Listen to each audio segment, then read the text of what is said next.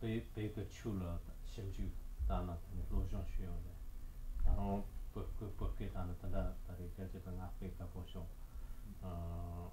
또이나 다치 그 베이크 춘도 주 로션 쉬어다 냠스 내야 가상의 비빈 아이언 더트라다 거는 근데 코엔 트라트에 더트라 거치 그 점슨 시리즈는 가서 뽑아가 쉬운 바 몸보다 그 당상 베이크 추다는 베이크 전에도 베이크 전부 요 말했었는데 말은 돌고요래 나타는 이 지 쉬운 바 몸으로 그는 스키나다 그런 소냠용도 그런 소 기마 잡고 사고요 근데 옛날 제그 베이크 추인데 로종 시키고 뭐여 같이게 근데 로종다는 때 냠내 시요나 체랑라 뜨거 소화가 쳤다나 판박했어요 So, objectively speaking, I think there are as many different motivations for studying Tibetan Buddhism as there are different people who study Tibetan Buddhism. But within those, if we generalize a little, I think there are some people who, at least initially, were drawn to the practice of Tibetan Buddhism through an encounter with one of the many teachers who have now taught in different places in the West.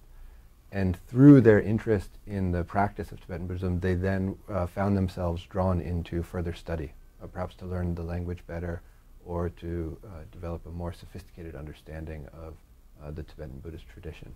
So one of the main initial starting points for many people is from their own practice, their own interest in the practice. And I would say a second general area of motivation for many people is the sense that Tibet has a very rich and valuable cultural tradition, and through the dramatic changes in Tibetan culture in the 20th century, some of those traditions are endangered, and there's a wish to aid in the preservation of that culture as it undergoes all of these very, very dramatic changes of more recent history.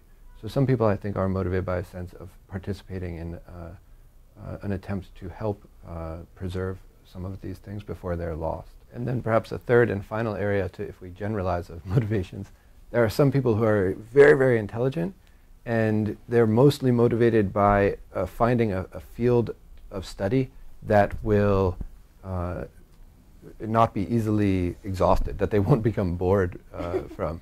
And so many other subjects that we study, hundreds or thousands of people have already written about those things.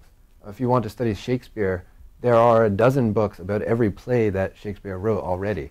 But when we look at Tibetan literature, there are thousands and thousands of texts that have never been translated, that people outside of Tibet have never studied.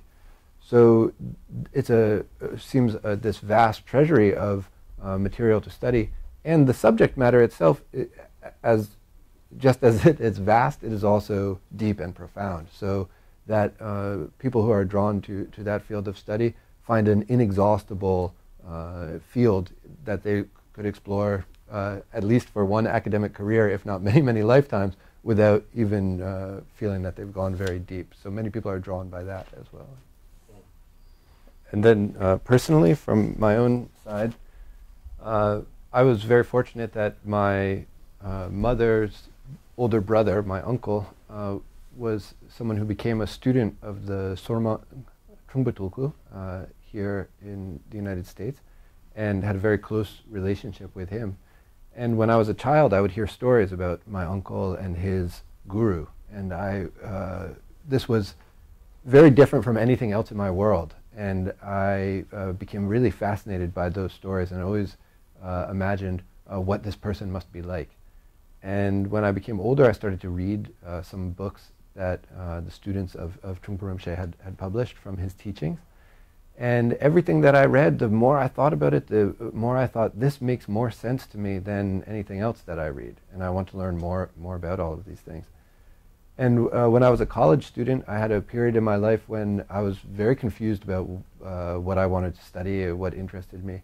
And I was, again, very fortunate to participate in a study abroad program, a semester devoted to Tibetan studies. And I traveled and I lived with a Tibetan family in India and started to learn to speak Tibetan.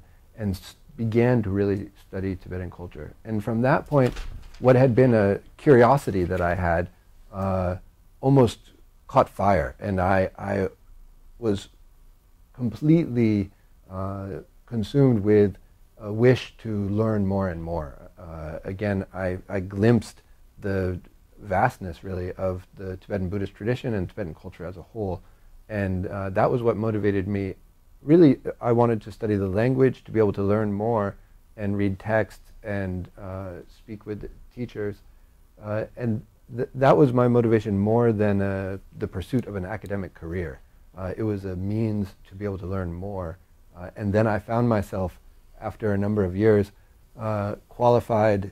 My professional qualifications were to teach Buddhism to university students or to wash dishes in a restaurant, and I really didn't have any other qualifications. So of those two, this seemed much better for a livelihood.